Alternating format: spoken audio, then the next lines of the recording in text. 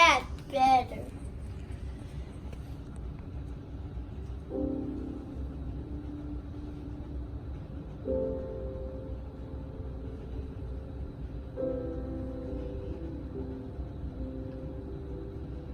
Why are you doing it like that? This is homelessness. This is what some people experience every day and not always by choice. Metro Dallas Homeless Alliance reports DFW has seen an increase by 9% from 2018 to 2019. Did you know that 7 out of 10 Americans are one paycheck away from being homeless, according to Price Michael? I believe Phil Frame was right when he said homelessness is a problem that people don't come in contact with on a daily basis. It tends not to get the publicity that a major disaster would get. Well, today I pray that I can change that and give a little bit more insight on how homelessness affects everyone. Today, I want to tell you not only why it's important, but how you, yes, you, can make a difference in someone else's life and help in homelessness. Earlier, I mentioned that 7 out of 10 Americans are one paycheck away from being homeless.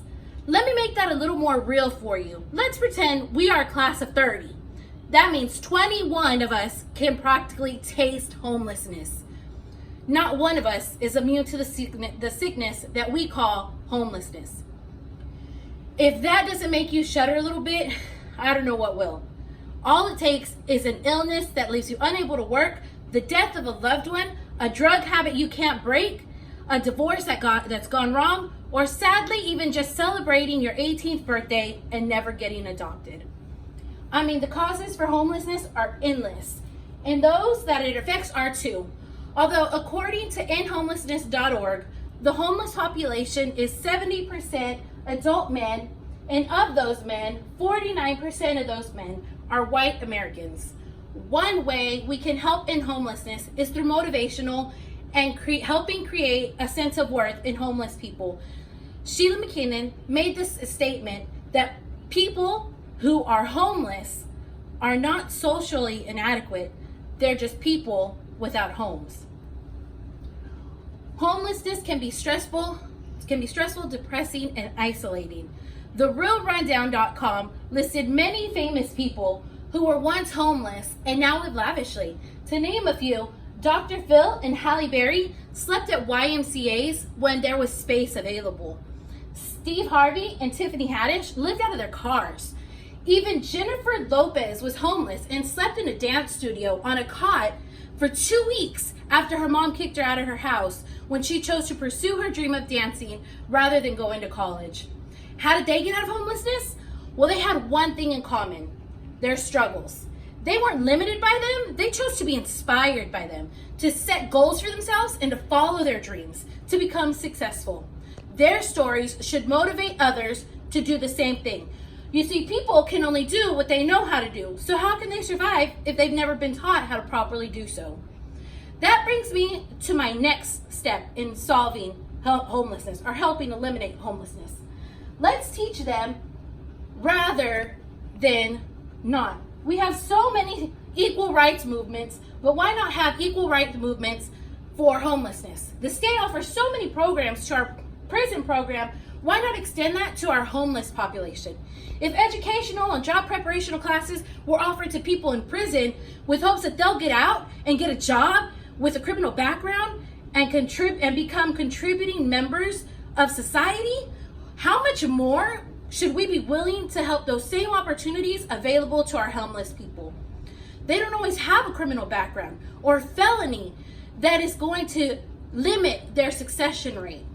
I feel like there should be some kind of GED class for those who didn't get to finish school just because they had to drop out and help family financially or teen pregnancy or whatever the cause may be. Another good class that we could offer would be some sort of vocational class that would offer resume writing, interview prepping, how to properly dress and hygiene for them to go to interviews. Once we have those completed, the next step would be to offer some kind of money management class that would teach them how to effectively budget for single homes or family homes, how to properly file taxes, and how to grow and maintain a healthy credit score. This can be done at low cost by creating online videos and tests that can be completed online, and they can work towards incentives, or this can be used as helping them to get into homes and keeping homes by living in tiny homes. That's my next step. They can live in tiny homes as long as they're actively taking the courses and actively looking for jobs. These tiny homes, the government has lots of places that we can use to help us build tiny homes. They're all the rage right now and featured on HGTV. They're fast, easy, and easy to build. And most importantly, they're cost efficient and budget friendly to build. Wesley Birch explained in an article on tinyhomebuild.com how he built a 24-foot long, 8-foot wide, 13-foot tall tiny house for $8,000. It included a full bathroom, a full kitchen, a living room with a 7-foot couch that doubled as a storage place, can be pulled out as a bed. The same was true for the lofts upstairs. Upstairs it had a king-size bed in one side and some clothes, and the spare loft fit a twin-size bed with more additional storage for clothes.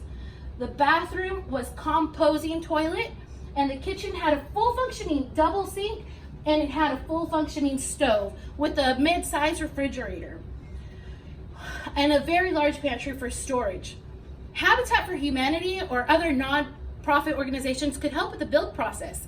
The material could be donated from places like Home Depot, Lowe's, or other options would be getting grants to help purchase that material.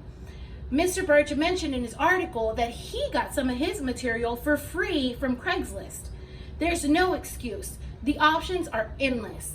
There are even places that I know of where I used to volunteer called Dallas Furniture Bank, and they partner with churches and other nonprofit organizations and help recovering homeless family furnish their homes for free.